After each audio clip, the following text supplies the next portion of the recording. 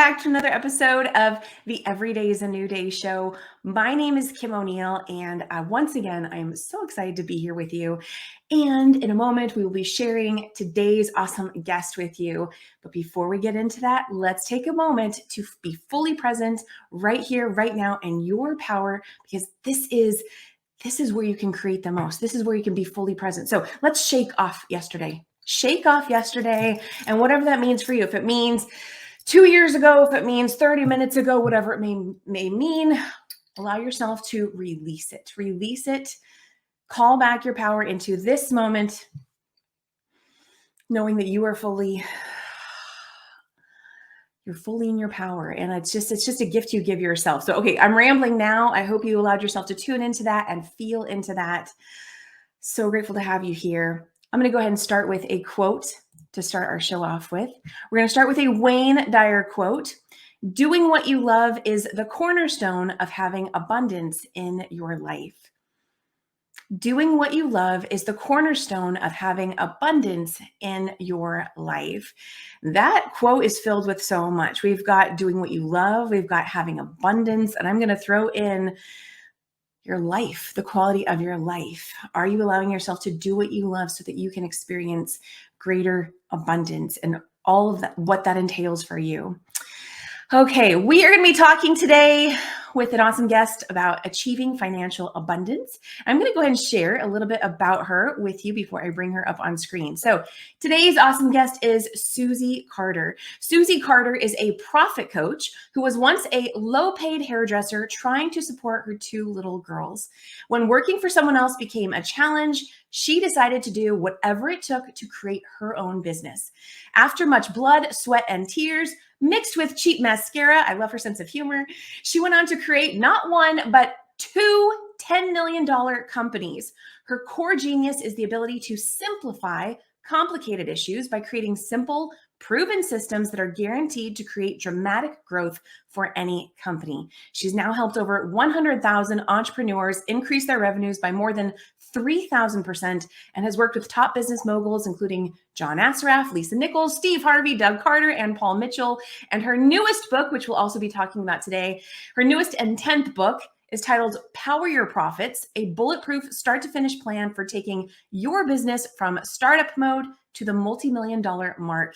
And again, today we're going to be talking about achieving financial abundance. And with that, I'm going to go ahead and bring Susie Carder up on screen. Welcome, Susie. Thank you for having me. I appreciate it. I'm so excited. I'm breathing, going, I'm going to let go last year. Not yesterday.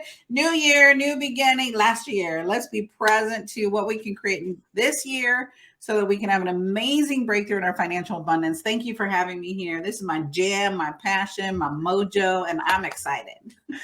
I love it. Thank you. And thank you for doing that with me. Absolutely. I mean, shaking off yesterday, that's just a metaphor for what's getting in the way of where we want to be right now here in this moment. And last year is very relevant because we are recording this at the very beginning of 2023. So thank you for doing that with me, Susie. I appreciate that. You're welcome. I'm a great coach because I'm a good student, right? I'm gonna be obedient to what we have to talk about on this show. I think that makes the difference between a great coach is I don't sit on my mountaintop. I'm going to share what breakdowns I had last year, right? When COVID hit, right? During the pandemic, during all the chaos that's happening. Because as business owners, we just have to keep going. We got to keep our attitude up. Like you said, got to keep your confidence up. And when the world comes at you, it's hard to keep your confidence up. It's hard to keep that mindset right. It's like, where are my people? The people that get me. That's what I love about your tribe, Kim, is I must say we were like Pied Piper. Let's get all these great people together. And you've got to surround yourself with those great people so that you can stay in the right mindset in order to create your financial dreams. Susie, yes. So you're totally speaking my language and I love that. Thank you. To me, teachers are lifelong students and that part never goes away. So I love that you brought that in. And I love that your background is as a hairdresser. And now here you are, growing multi-million-dollar companies with people. I mean, that's fascinating. And what I love about the guests, and I just want to speak to the audience for a moment here. What I love about the guests that I bring on this show is that they're able to show you that anything is possible. They're able to show you that wherever you've been yesterday does not have to be where you are today. You get to choose And Susie's going to share more about that with us today. So, Susie, okay, I have some questions here for you. Let's get started. I want to know, first want to start off. What was your biggest lesson in growing and building your own business? Now, this is going to sound kind of corny, but this is what it was. If it's meant to be, it's up to me. Right? There's no one going to save you. There's no one on a white horse. There's no like sprinkle fairy dust. There's no magic solution. You've got to have that tenacity to go, I'm going to make it. I grew up with 9 kids, 11 people in our household. Bobby, Ronnie, Stevie, Terry, Joni, Shelley, Susie, Kelly, Debbie. We had no money. We were poor. And Kim, I don't mean the kind of poor that we're like, we were poor, but life was great. No, we were poor and we were eating government cheese. Like that's the kind of upbringing I had, right? There was 9 kids, 1,200 square feet, Wow. 6 girls, 3 boys, 1 bathroom. I go back to that house. I'm like, what, how did all the kids, we had 2 bedrooms. My parents converted the garage into their bed, 2 bedroom. Where did we all sleep? Like the girls were all in 1 bedroom, the boys in another bedroom. My oldest sister, she got the pantry as her bedroom. We were all pissed. My dad made this little bed in this it was a closet. Kim, why does she get her own room? And it's a closet. Wow. That gave me the foundation of going, okay, no one's giving me anything. There was no allowance, right? We tried allowance and then they did this demerit thing. Like for every time you messed up, you got 10 cents taken away. It was like $1 or something, right? I never had allowance because I was always messing up, apparently. My little mouth would get me in trouble. So I realized that, okay, I'm not getting allowance. I've got to go hustle.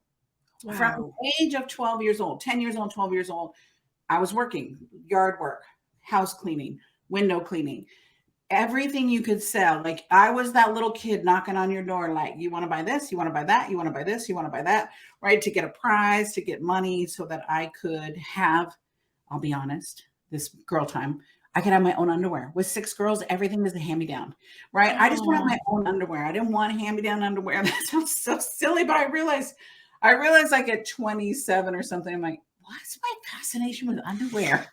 Right. I never had any. That those experiences that we have as a kid, they can still show up in our adult life. And so that makes sense. I know someone else who their thing is, they love to eat sweets because as a kid, they never got it. So it's like a special little treat as an adult, it's whatever it is for you. Okay, Susie, tell us more. I know you're not finished. The sweet thing I love, we would make cookies, right? You'd make batch of cookies and we'd all get our own little baggie. Well, I learned early on, this is my mindset, commerce. My brothers would eat their cookies day one. I would sit back and hold my cookies. Because think about 9 kids, 11 people in the household. Every day was like Thanksgiving dinner. Every day, like dishes. I'm the dishwasher. We're the dishwasher. We didn't have like a dishwasher. This is back in the day. Dishwasher, that was for rich people, right? And so I would use my cookies to go, who wants cookies? And to get out of my chores. But they would do it. Commerce, my Halloween candy, same thing. I don't eat sweets because I think I trained myself. Hold off because they ate all their chocolate first. Who wants a chocolate bar? Think about laundry, all that laundry for 11 people. We all had chocolate. Like, who wants chocolate? Okay, so you learned early on, you already referenced this, but I want to highlight it, to have a mindset that really supports you in being able to grow your abundance. I mean, initially I hear you saying you took a lot of action, but to me, it's all of these things combined. It's the vision, it's the mindset, it's, the emotions, how you're aligned with it. And also the action piece. And so you had a lot of the action, and I want to will you just take a moment and highlight the mindset that, I don't know, is there anything else you didn't already say that you'd like to share about how important the mindset is? I would say your net worth is all about your self-worth. And so nobody taught me about money. Nobody taught me about prosperity. I had to learn that myself. And if I looked at my environment, I didn't even know, like you see TV, like we all watch TV, and I'm back in the day where we watched Dallas, right? And they had, oh my God, the clothes and the women. I'm like, I want to be that, whatever that is. Now I don't know how to achieve that, right? But that became like my first mini vision board of, I want these nice things. I went to Joni Ring's house in 7th grade. Now, 11 people, everything was brown in our house, right? Brown Okay. coat, brown sofa, brown flooring, right? Brown carpet, brown walls, right? You got 11 kids, you got to have brown because nothing's dirty. I walked into Joni Ray's house, everything was pristine white. Wow. Her bedroom was white and a soft pink. I'm like, oh my gosh, this is beautiful. Like white, you can't survive white in my house, right? Back in the day. And so I realized, like, what do I need to do? What do I need to do? So that's what had my work ethic, right? And my dad said, Sue, you can do whatever you want, get a job. So that's what I did. I'm like, I'm going to get a job. I'm going to get a job. At 18, they said, in 18, you're out, right? There wasn't like, let's go to college, figure out what, no, you're out. Go get married, go get a job, whatever you want to do. Well, my little spicy ass, Kim, said at 17, I'm almost 18, I'm going to move out. Okay, I was working at Kentucky Fried Chicken. So I move out with my girlfriend at 17. This is so bad. I left a note. I'm moving out. You know, here's where I'll be. There was no cell phone. Could you imagine if your child wrote you a note? I'm moving out. There were so many of us that were like, yay, one less kid to feed, right? So there was no other heads up other than a note? Just a note. I just decided one day, like, I'm almost 18. I think I had 6 months. Almost 18. I'm out of here. Nobody's going to be the boss of me. This has been my journey. Nobody is the boss of me. And that's most of us as entrepreneurs. Nobody's the boss of you. Okay. That's why we're entrepreneurs. And that's a blessing and a curse. Right. Yep. It is. So many hard lessons, you know, at 17, moving out on your own. I still went to finish high school. I worked a job at Kentucky Fried Chicken. I still babysat on the weekends. I had that hustle muscle of going, I didn't have a safety net. I didn't have a back door. I think too many entrepreneurs, we have a back door, meaning our parents will save us. A man will save you, right? Your credit cards will save you. You think that, but that's not the truth. I never had any of that. I didn't know about credit, right? I just like, I got to hustle money to pay my rent. I got to hustle money to pay this bill. I got to hustle money to get new underwear. I got to hustle money. Was there, you mentioned self-worth. Was there ever a moment where you questioned if you could do it, where you weren't quite sure if you believed in your ability to accomplish all these things? Girl, my not good enough is in my face. Still to this day, am I good enough? Right? It's one of those things. I don't think it ever goes away. Whatever your enough is. I'm not good enough. I'm not smart enough. I'm not sexy enough. I'm not pretty enough. I'm not handsome enough. I'm not accomplished enough. That's why you see so many people have all these accolades on their wall because they're trying to be enough. Right? We're all looking for what's going to be that thing that Kim's going to see me and think I'm enough, right? I'm going to be an author. Okay, now I'm going to go get my PhD. Okay, now I'm going to go take this class. Now I'm going to, and the part of I have to accept, I have to look every year. Jen Gottlieb taught me this. Every year, should put your badass list together because you forget what a badass you are. So every year I'll date my badass list because a lot of us are living off of what we did 10 years ago, 20 years ago, 5 years ago, whatever that is. Right. Well, what did we do this year? What have you done in this season? Now, this season could be when the pandemic started, right? We had to pivot. We had to reinvent. Business is not as usual. That's a badass list, right? Writing a book. This is my 10th book, Power Your Profit. That's a badass list. That is a badass list, right? Yeah. On this one is published by Simon & Schuster, so that's really a badass list, right? It's not even like all my other work was self-published because, listen, here's why I self-published all my other work. The only publisher in that industry said, we don't want your book. And I'm like, fine, I will open my own publishing company and publish my own stuff. Oh my goodness, Susie. Not knowing how to do it, but don't tell me no. Like, right. Why are you telling me no? Like, this is good stuff. And students were asking me, if you had a book, we'd buy it. If you had a book, we'd buy it. Now, I didn't know what any of that meant. I thought, Kim, I would be famous the minute I wrote that first book. And I'm like, I'm going to make millions. Yeah, that's what everyone thinks. Yep. That's a hard lesson, right? And I think my tenacity has allowed me to get back up. It's like that, don't tell me no. Don't tell me I can't. And that comes from being with 9 kids and having to fight and scrap for everything. Right. As a kid, it was not fun, but as an adult now, and all drama and all trauma, you look at what was the lesson. What did I learn? Yes. How did it make me a stronger woman? How did it make me a stronger man? How did it make me a stronger parent? Right. I love when people use their situation to keep them down. Like, let's not use your situation to keep you down. Let's use your situation to build you up. Like, you learn something valuable for that. Even in 2008, Kim, I'll probably make you cry. That's okay. 2008, all of us, most of us experienced a financial hardship. The market crashed. I had spent 20 years building my financial resources, right? I never had a back door. So safety is important to me. Security is important to me, right? I sold my business for millions, right? I had real estate. I had a real estate empire, right? We had about 10 million in assets, right? Between our stocks and our real estate. And I had arrived. I didn't have to work anymore. 2008 hit. I lost what felt like overnight all those assets, right? When you think, I remember being on the floor bawling, Kim, bawling, going, why? I have been a good steward. I've done everything right. I've done, like, what the hell did I do in a past life or this life? What's my karma, right? Yes. And my marriage of 17 years, who was my partner, my ride or die, couldn't handle the stress, and he moved to Singapore and left. Wow. And so I'm like, I lost my financial, I lost my man, my relationship, I lost me. And I'd sold my company, so I could not go back in that industry. So I'm like, who am I now? Talk about self-worth. I was questioning, who am I now? Like, who's going to listen to me? I'm supposed to be this money lady, business lady, and you just lost all this money. Kim, I remember I'm getting chills, right? Good stuff. Yeah.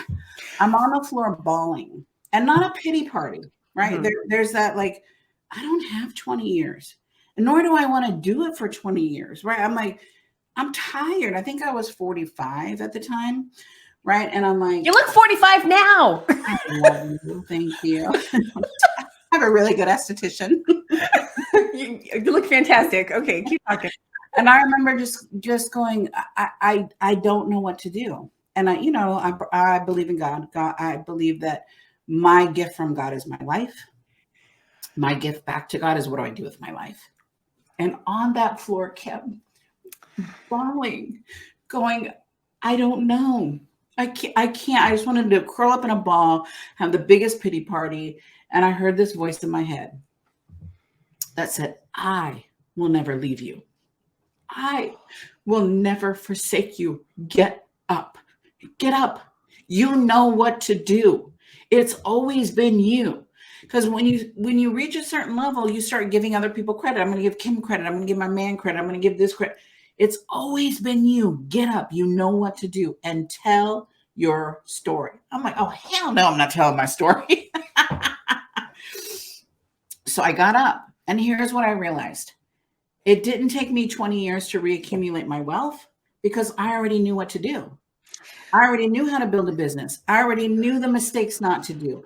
I already had a team of financial experts around me. I knew how to invest. I knew how to buy real estate. I knew how to flip property. I knew how to build a business. I already knew how to do that 20 years before. So I didn't know my hiney from a hole in the ground. I didn't even know what I didn't even know that I didn't even know. And so now all of a sudden I'm like, oh, I know this stuff. I'm good at it. And that became my confidence back from being so knocked down. And so someone needs to hear this, that this last season has knocked you on your hiney. This last season has taken your breath away. This last season has made you doubt everything in your life. And I'm going to say will be your biggest lesson and your biggest victory. Get up. Don't sit still. Don't stand still. Don't wait. Do it now. And go, whatever happened has happened. Learn from the drama and the trauma. I just kept learning. What did I learn? What did I learn? What did I learn? What did I learn? I need to know, what did I learn? And I learned that I was too over leveraged, right? Because I've never had a back door, I need my safety. I need my security. So now when I look at my finances, I got a bucket. This bucket, whatever happens, I can retire and still have this bucket, right? Whatever happens, I got this cash. so that if something like that happens again, I'm like, okay. Where before you think I thought I was invincible and I could keep doing what I was doing. I think we all do that, right? I'm young. I could do it. Well, when you have that reality, it's like, I don't want to be. I remember traveling, and we were in Asia, and we went to Taipei, and we were doing this event, and there was a very seasoned, he's the godfather of our industry. He was 80 some years old, still doing the hustle, still speaking, right? Still earning his dinner because he didn't plan. I said, why are you still doing this? I mean, I know I love it and I want to be in that place. If I'm 80 and I want to contribute to women and contribute to, okay, but I don't want to have to do it. That's Right. a difference. Yeah, there's a difference. To do it. He said, I trusted the wrong people. I let people manage my money and I turned a blind eye. I thought they were handling it. And I've heard that over and over and over from people in our industry of trusting people with their money and not looking at it. I didn't like math either when I started this, Kim. I like P&L, what? Right? Pricing, what? Wow. I just want to make the money. Yeah. Well, if you don't look at it, then stuff like that can happen. Like I'm in my finances every week, sometimes every day. Right? I'm looking at like my sales goals every day, every week, every month. I'm not waiting till December to go, how was my year? Right. I'm looking at it, holding myself accountable, having my team hold accountable. I'm looking at my personal assets to go, I can't just put it all back in my business. And we all do that as entrepreneurs. We put all our money back into our business and then there's no wealth for you. So one of my mantras is wealth is your birthright. It's for you, Kim. It's for me. It's for anyone that chooses. We don't have to be born into wealth. I was not. I was born into poverty. I was born into abuse, physical abuse, sexually abused, right? So when I look at that to go, y'all, if I could do it, you can do it, right? So I think someone needed to hear that today. Someone needed to go, if Susie can do it, I can do it. Yeah, Susie, you shared so much that I know people are like, oh my goodness. Exactly. I want to just acknowledge the quote you just gave. Wealth is your birthright. I love that. For anybody who's thinking that, Susie shared her own story about not coming from wealth, not growing up in wealth, and she decided to create it for herself. And the other thing I want to highlight, I mean, you shared so many awesome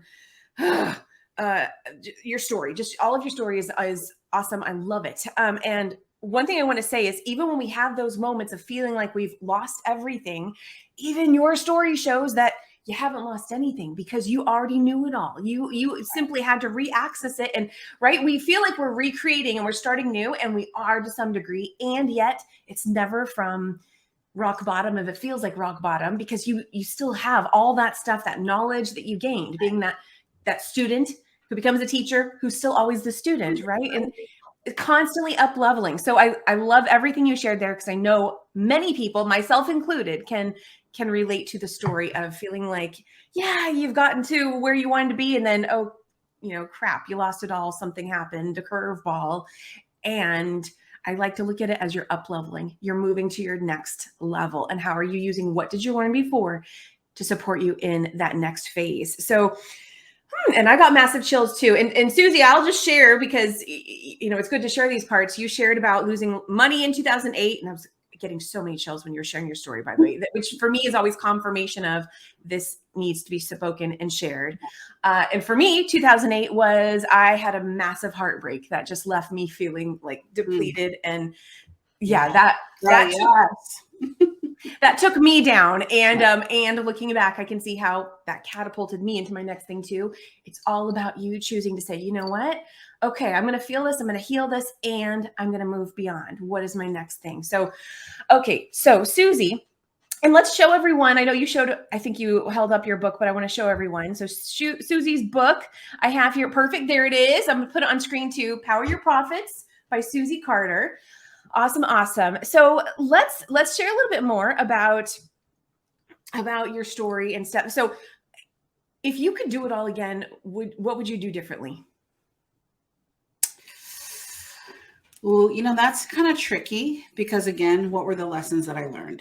I think I would have maybe not risk as much, right? I think the naivety that it will always be there. I can always generate it, which I do, right? I didn't put enough aside for my security, for my safety. Again, coming from an abused background and coming from that relationship, that I never felt safe. And so safety is incredibly important to me. Security is incredibly important to me. And money gives me security, right? It doesn't buy me anything. It's just like, I know I can take care of me. Because again, nobody was taking care of me, right? And that many kids, both parents worked, right? They weren't around. We were those latchkey kids. Going, what is my comfort level, right? I was building wealth, and that's important. In building wealth, you have to take risks. But I never looked at what does Susie need, because I always, one, I thought my husband would always be there, and that would be my ride or die. And like you experienced in 2008, right? We were freaking frack. He was always like, I'm not leaving, I'm not leaving, I'm not leaving, I'm not leaving, and then okay, I'm leaving. Like, what? Okay. Rug pulled right out from under you. Wholly pulled out from under me. So I felt like together we could do anything. And I realized I've got to trust me more. I have to look at my safety. What do I need to feel secure and safe, and quit taking care of everybody else? I'm so codependent. Like, what else do you need, Kim? I'll give you more. What else do you need? What else do you need? And I go, wait, why don't I take care of me? If I took care of me as much as I took care of everybody else, how would my life be? And so it really wasn't until that season that I said, I need to take care of me as much as I'm taking care of Kim, as much as I'm taking care of my kids, as much as I'm taking care of my man. I love to take care of people, but I wasn't loving Susie. And that, I have to highlight that point. I think that is really key for a lot of people. I personally believe at this point that when we have those moments where it seems like everyone else falls away, or the people that we relied on, depended on, when they all of a sudden are no longer there to depend on for whatever reason, because it's all about the season of learning to stand more strong in who we are and stand up for ourselves, take care of ourselves, whatever those lessons are that freak us the heck out. Right. And so Susie, you mentioned earlier about being the person who like doesn't want to look at money, and people, and then you have people who are, knock on wood, in their 80s having to do things that maybe they otherwise wouldn't want to do if they had their own nest egg or whatever it may be. So when you work with people today who are coming from that same space, and I gotta, I kind of have some of that myself, it's not fun. I mean, I look at the money and stuff, but to like spend time learning about it, it's like you can consciously know, yeah, that would be really good. And yet, maybe it's because there's something about it we don't like that doesn't feel good. What do you do with those people to help them get to a space of feeling better about it? Well, the reality is we don't want to look at it because we don't want to be accountable or responsible. Let's just tell the truth. Oh, yeah, that's a good one. Right? I don't want to look at what did I do, what did I not do? What am I buying, what am I not buying? Okay. Right? So I look at my budget every single month, and I look at, I have a budget. And when I go outside that budget, I now decide, is that worth buying that, spending that, doing that, versus putting it in my retirement, putting it in, my nest egg, paying off, another month of my mortgage, or, whatever it is. I don't have debt. Let me say that I don't have debt. My business is run on my cash flow. And if there's no cash flow there, I'm not putting it on a credit card. Right. Early on, I started using American Express, and American Express was a credit card back in the day, not now. Yeah. You had to pay it off. Right. Because I got in trouble with credit cards when I was young. Okay. And I was married. And so my husband, and so that not the one, that last one. Your husband? My husband. I've been married twice. Right. The first time I should not have been married. Right. That was just, young and dumb. And, my dad said, go get a job, go get married. I'm like, I could find a husband. I'm good at this. Oh, how funny. Okay. And so what I realized was, that relationship, I had a bankruptcy, right? Horrible divorce. And I went, never again. I will never do that again. So I started using American Express, because back in the day, you had to pay it off. So it taught me the discipline of going, do I need this? Am I feeling a void? Am I feeling a void? Do I need it? Do I want it? And why do I want it? Right? Do I need another pair of shoes? Right. No, I don't need another pair of shoes. When I moved here, so I live in Oregon now, it's beautiful, right? Live right on the river. You don't wear the same kind of shoes as you wore in San Diego. Literally, I am not lying when I tell you this. I donated 200 pairs of shoes. I had a wall of shoes that were just, and to me, underwears and shoes were my thing, because I always had hand-me-down shoes that never fit, and always had hand-me-down underwear. So, and shoes, you don't have to get naked to buy, right? You just try them on. Like, I like these. Oh, that'll match this. That'll match that.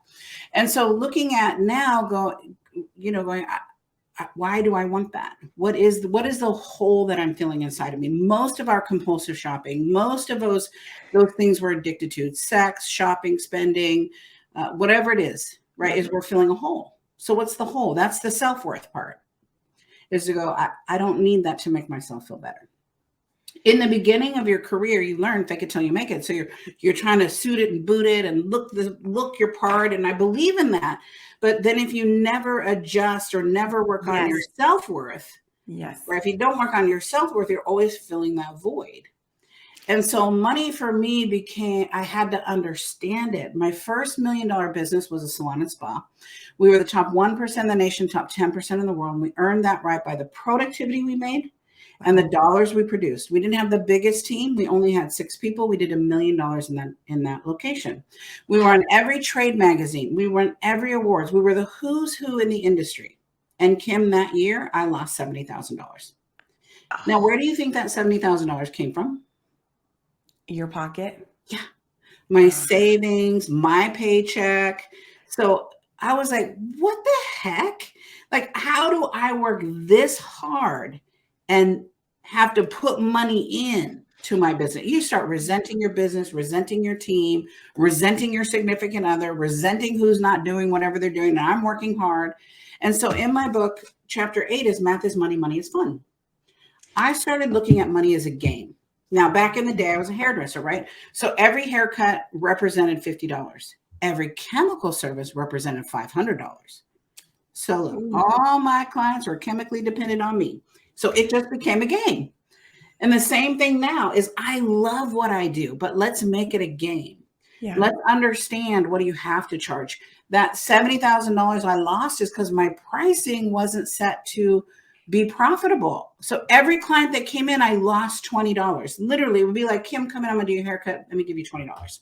Right? The equivalent to that. That's what I could have done. I had a more successful business, right? Because people probably just tipped me more and I would have made more money. And I also kind of think of it as the rates that you charge, are they matching what would be equivalent to the self-worth that you have? So I'm not trying to, I know you get what I'm saying. It's because if that's out of alignment, then that resentment can start to show up. Like, okay, well, I'm doing what I love and I'm getting paid for it, but I'm feeling resentful. But if you're being paid enough, you're being, filled up enough, but it's not just about what is enough, right? We don't have the formula to what is enough. People aren't teaching, we're not teaching what should that base price be, right? In chapter 8, Math is Money, Money is Fun, I'm showing you the reason this book is so powerful is because it's everything I did wrong. And then what are the tools that I did to do right? From taking my business from losing $1 million business, losing 70,000 to building 10 multi-million-dollar businesses, 2 $10 million businesses, because I fell in love with the numbers. And math is creative. Nobody teaches you that, right? They just told you you're good or bad. Mr. Syverson in 10th grade said, I hope you never get a job that you have to do math. I'm like, first of all, who's putting the alphabet in math? That makes no sense because we're doing algebra, right? Why? Why is there the alphabet involved? That's not math, right? And to this day, I stand by that, right? And that conversation, you're not good at it, don't do it, had led me to poor decisions. I'm not good at this, so I won't look at it. I'm not good at this, so I'll just get another credit card. I'm not good at this, so I won't save. I'm not good at this, so. So what you're doing, you're completely, I feel like you're highlighting, shift your perspective on it and pair it up with how you feel about yourself. And anyway, you're bringing all those components that I mentioned earlier, the mindset, the emotions, the action, and the vision. So let's touch on that for a quick moment. Did you ever have the vision that you would have, that you'd be growing multi-million-dollar companies, or what was the initial vision? Because it grows as we grow. Yes. I knew. I said La Jolla, so La Jolla is in San Diego. I knew early on. I remember being in a goal setting class, and I'm like, I want a house on the hill that overlooks the ocean in La Jolla. And he's like, I think you need to tame your goals down. I'm like, I think you need a new job, because don't tell me to tame my goals. Exactly. So I just knew I didn't want to live where I lived. I didn't want to be in Brown. I didn't want to be. It just was. I want to feel. And even in my homes now, I want to feel Like I feel like I'm on vacation, right? It's a beautiful day. I'm having a sun show because I'm on vacation, right? Might be I'm looking in the camera, but to go, that's important to me to feel successful. I'm gonna see if I Right? can make you bigger. Let's take a look at Susie. Is this gonna work? Oh, it's not working. Okay, never mind. Forget it. So even my first real car, right? So I think I was 23. I bought a Mercedes. At 23, Wow. this is what I want. This is important to me. Now, a lot of years, I was filling that hole for my self-esteem, but it was like, for me, I wanted to be somewhere. So goal setting became an incredibly important tool in my life. Goal setting, vision boards, like incredible tool to help me get there. I have it's called a life book, and every area in my life, my relationship, my social life, my physical body, my integrity, my intellect, my man, right? My romantic relationship. So every area of my life has a vision, has a mission, has action items. They're not all this year, right? Some of them are, 5-10 years down the line. Most millionaires, most successful, and I don't mean you did $1 million. I mean your accumulation, your net worth. Not businesses can do $1 million. Who cares? Because I lost $70,000 that year. We don't care about that. I care about how much we're accumulating for building your own wealth versus just doing the top line. It's important to do the top line, but if there's nothing left over, we haven't built your wealth. We've built a business. So I want to build that wealth with you. I want to highlight what you were saying about you didn't quite have the self-worth, but so I can hear some people saying, well, but how did she manifest all that if she didn't have the self-worth? She didn't have that emotional fulfillment piece because she had decided what she was going to do and she had the strength of that momentum going for her. So I just want to highlight that for all my law of attraction people who are trying to figure, put the pieces together. How did this work for her? She decided. She didn't waffle in her mindset. That was a very strong, firm piece. And then the other stuff grew as she continued to grow. So Susie, do you have any abundance affirmations that you use or that you recommend for people? Or what's your take on affirmations and abundance and profits and all that? I do. I just got chills. So the first one that I trained myself on, I put it on a little 3x5 index card like you used to study with. I don't know how to study, but that's what people say, right?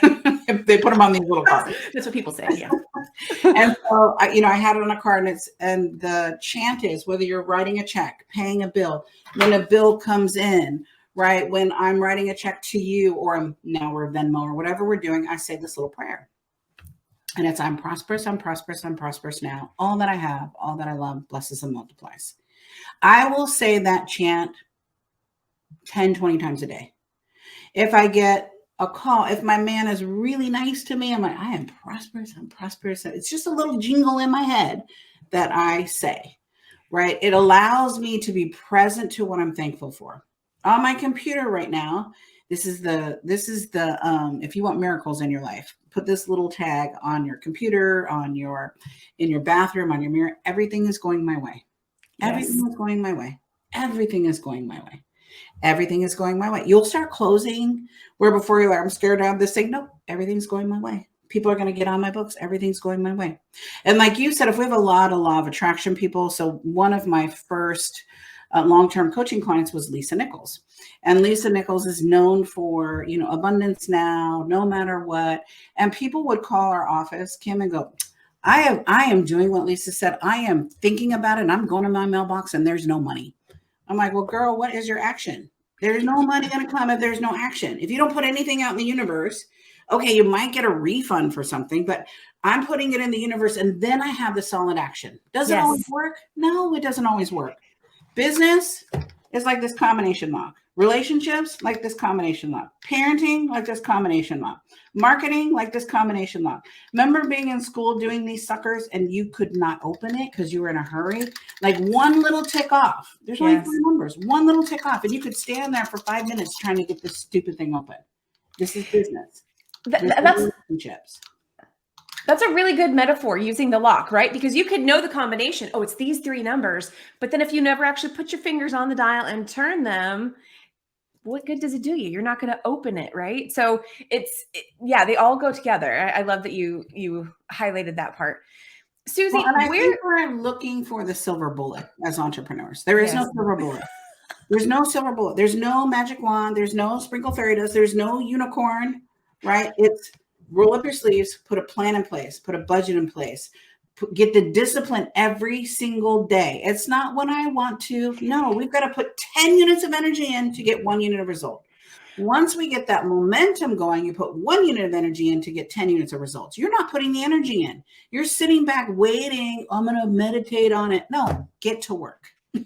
Okay. And yes, I completely agree with what you're saying. And I want to say the meditation piece is very valuable too, but you have to have the action. Yes. Oh, I meditate every day. I call it prayer. I'm in my prayer time. I'm meditating. And then I dissect, what did I do wrong? What do I need to do? And get clear, because my mindset, my self-worth is my net worth. Right. Okay. So we're nearing the end of the show, but I want to speak to, I help people reclaim their authentic self. And so this is something that has been a challenging piece for myself and other people about where do we fit in the structure with allowing yourself to be your authentic self and still do things your way. I've been finding those pieces for myself, but I'd love to hear from you. How does that fit in for people who are, I'm not cookie cutter and I don't want to do things the way 8 million other people do them. What do you have to say to speak to those people? The first thing I'm going to say is the degree of your aliveness is to the degree of your integrity. Everything you do is blocking that energy or bringing that energy in. Right. Let me give an example. So if I'm out of integrity, me, Susie, and I'm talking about financial wealth and I'm not building my financial wealth, that's when you guys go, I don't know, something's off about her. I don't know. I get this weird feeling about her, right? The tongue in my mouth, what I'm saying, and the tongue in my shoe are going in the same direction. There's a lot of charlatans in our industry, where the tongue in their mouth, do as I say, not as I do. We heard that as a kid. The tongue in your mouth and your tongue in your shoe are going in different directions. And so I learned that authentically, right? I used to try to be perfect. And the more I shared my breakdown, the more standing ovations I got, the more sales I closed, the more people said, I want to work with you. And I'm like, you guys are freaking cuckoo. I just told you I lost $10 million and now you want to work with me? Like, it's not my portfolio. It's like, no. Show me who you are in the dark of the night. And are you consistent? And are you who you are? That's authenticity. Yes. Right. And I had to learn, we are all learning it, but I had to learn that by trying to be somebody I wasn't. Right. I remember being on stage, there was 300 people in the audience and I'm teaching, how to hire, how to fire, how to keep your team. Like it was this, really heady thing. And in the back of my head, I'm being sued by an employee. In the back of my head, I had to fire somebody. And I'm like going, and here's what you do. And then, and I'm like, you guys, it was just like that come to Jesus moment in your life. You're like, I got to say, I'm so full of shit right now. Yes, you need all that. But here's what's happening to me right now. I'm being sued. Do I need to be sued? No, I took such good care of that person and I'm being sued. Right. And I got to go home and fire somebody because they're not doing the work. But I need somebody, so I can't fire them. So I feel in this conundrum. Girl, they stood up and gave me a standing ovation. I'm like, you guys are cuckoo. They're like, well, finally we can relate to you because you had yourself on this pedestal. I'm like, I did. I was just trying to, be perfect to give you what you needed. And the reality is we don't want perfect. You want to see my flaws. I want to see Kim's flaws. Yes, I want to see her success. I want to hear her mountaintop. But in the end of the day, in the dark of the night, what did you do to get back up? Are you willing? Are you willing when you fall, when you get that rug burn, when you fall, are you willing to get back up? But more importantly, are you willing to grab somebody else's hand to do it? To go, I'm not going to stay down. I'm going to get up and I'm going to bring Kim with me. I'm going to get up and bring so-and-so with me. Like that's your authentic self. Quit trying to be somebody you're not. You just have to know more than the student that you're enrolling. Exactly. Yes. Okay. Oh, so thank you. We can go all day, girl. We can go all day. It's making me I love everything you said. And so what's coming up for me, because I know people are like, oh yeah, this resonates with me, for this reason or that reason. And here's what I want to say, because that everything Susie said is true. And I want to add some extra pieces to that. You grow through what you go through. And I also want to say, if you're not ready to, this has been a hard lesson for me to learn too. If you're not ready to share something, then you don't have to force yourself. You love yourself through it. You are perfectly imperfect, as we all are. And when you have those road bumps, love yourself so that you can get to that space of integrity Susie's talking about and share it freely. Susie, when I first started putting myself out there on camera, I had to delete it. It was horrible. But it was one of these moments where I'm like, okay, I got to share myself, and I'm putting myself out there. And then it was a horrendous video moment where I shared way too much, way too soon. And I had people saying, Kim, what's wrong with you? And it's like, no, I thought I was doing the right thing. Right. And so I want to kind of like, just for those people who are like, okay, I'm getting there. You know why you're getting there, because Susie's speaking exactly what resonates for all of us. We want to be in integrity with who we are, with what we're putting out there, how we're showing up in the world, and allow yourself to be in the process. Don't just close yourself off from it and then go forward. Mindfully grow forward. So, but I think, Kim, that's why they need a you.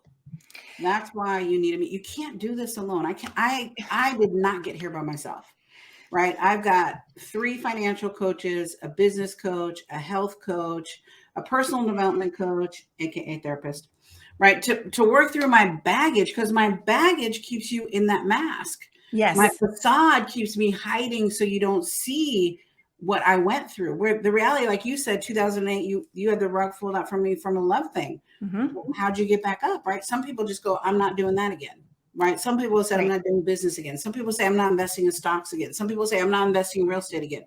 The minute I got some free cash flow, I went right back into it to go, this has made me millions. I just need to do it again, just not so heavy. Exactly. Right. And find someone like Kim that will hold you accountable, that will show you what you don't want to see, tell you what you don't want to hear, so you could be the person you knew you could be. If you have a yes coach and they're just trying to please you and they want to like you, fire them. They're not doing their job. I can tell you, if you work with me, you're not going to like me all the time. You're not supposed to like me.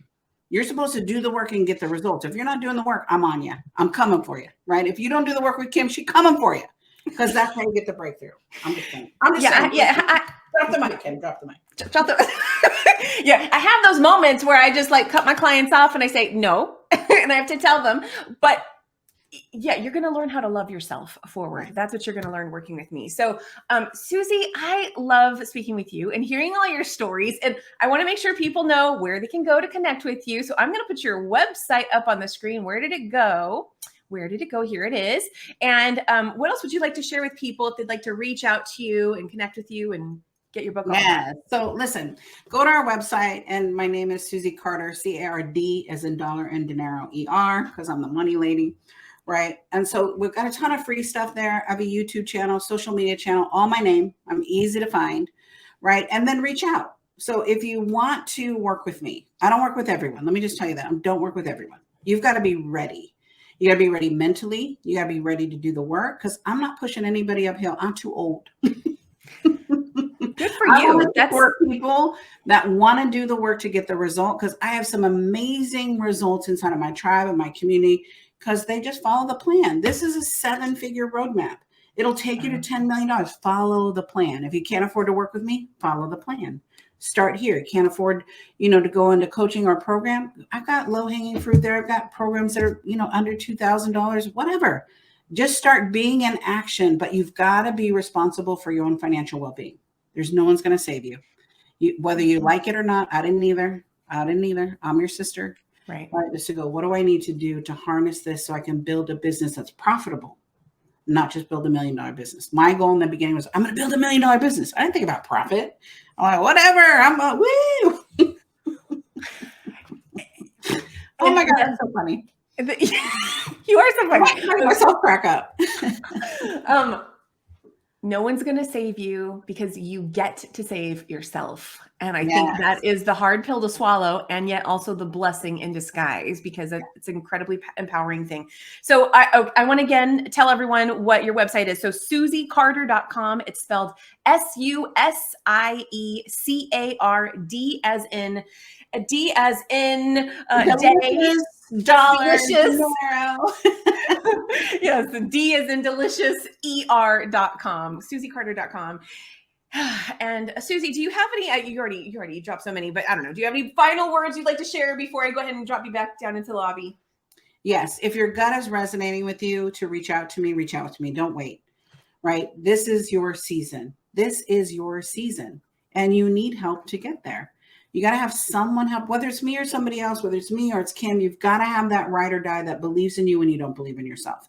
Get into action. Action is the antidote for despair. Ooh, love that. Okay, Susie, thank you so much for being here. Stay right there. Stay right there. I'm going to see you at the very end while I close out the show here. So I'll see you again soon. All right.